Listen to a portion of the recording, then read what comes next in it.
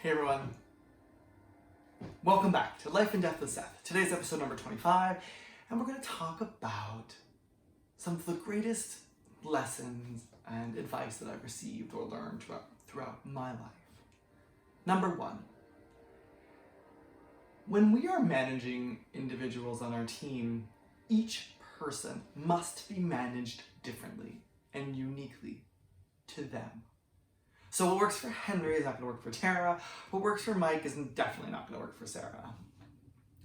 You get to explore these amazing parts of you in order to really work with them, inspire them, and empower them to do their best and be their best.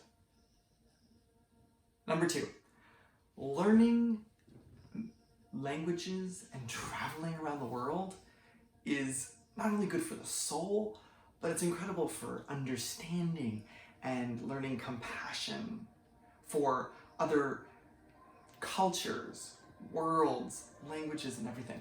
Also, learning languages for me has opened up so many doors, possibilities, new friendships, new relationships, and new jobs. So I definitely recommend you perhaps learning a new language. Number three, you catch more flies with honey. So a really cool story. I was in India the first time, and it was about 4 o'clock in the afternoon, and I had to be back to the hotel by 5. And when I got there, I was so disappointed, and one of the monks heard there was an American outside, and so he started talking to me. We had a great conversation. We talked about marriage equality, which he called gay marriage, and I referred to it as marriage equality, and that everyone is entitled to love whoever they want, regardless of gender. And he loved that. And he's like, you know what? I'm going to tell my friend the Dalai Lama. And I'm like, I'm sorry, what did you just say? He's like, yeah, no, he and I have had many conversations about this, and he thinks differently than I do, and I'm going to bring this up. Little did we know, a couple months later, all of a sudden the Dalai Lama was great with marriage equality. I don't know, I'm just saying. Anyway, so we're talking, we're having a great time, and he then decides to open up the monastery early. And he had asked me earlier what some of the greatest lessons I've learned in my life. And so at that moment, I was like, you know what, Shasana? You catch more flies with honey than vinegar. And he was like, oh my God, that's brilliant. And I'm like, look, because we were talking and we're kind with each other and respect each other, you're opening up the monastery early for me. And that means something great to me. He's like, oh my God, that's great. So he didn't do that. He was way more calm and peaceful than that. But anyway. Number 4, meet people where they're at.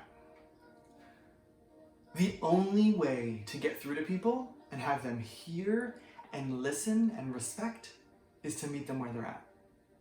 So if someone's sad or depressed, you're not going to go in and be like, oh my God, what's up? It's so great to see you. No, you're going to go in there and you're going to meet them where they're at and you're going to talk to them.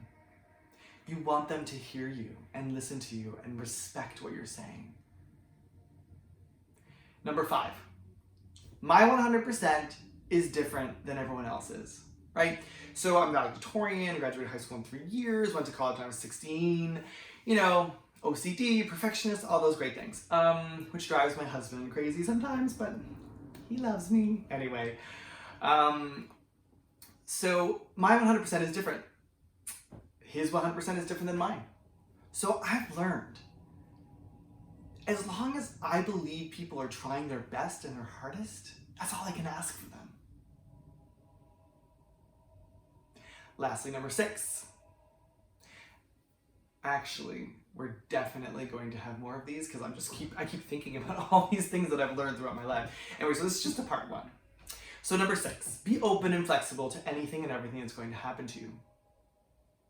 This is relevant, especially now, because we have no idea what's going to happen to us. We don't know if we're going to come out of quarantine in the next week or if it's going to be 4 months from now. The best way to deal with this is to go with the flow and be malleable. Even though, and it's hard. It's very hard, even for me. Like, it's really hard for me, let's be honest. But I've accepted the fact that it's all uncertain and I'm going to go with the flow and do the best I can, right? Speaking of that, I want to tell you I'm much closer to having my ebook. I'm not sure about the name yet. I'm thinking Healing in the Time of Corona. But stay tuned. You're going to have way more information about it. And yeah. I'm Seth Santoro, intuitive business coach, self-help author, and medium. Signing off saying have an incredible day, night, morning, wherever you are, whenever you are. Bye.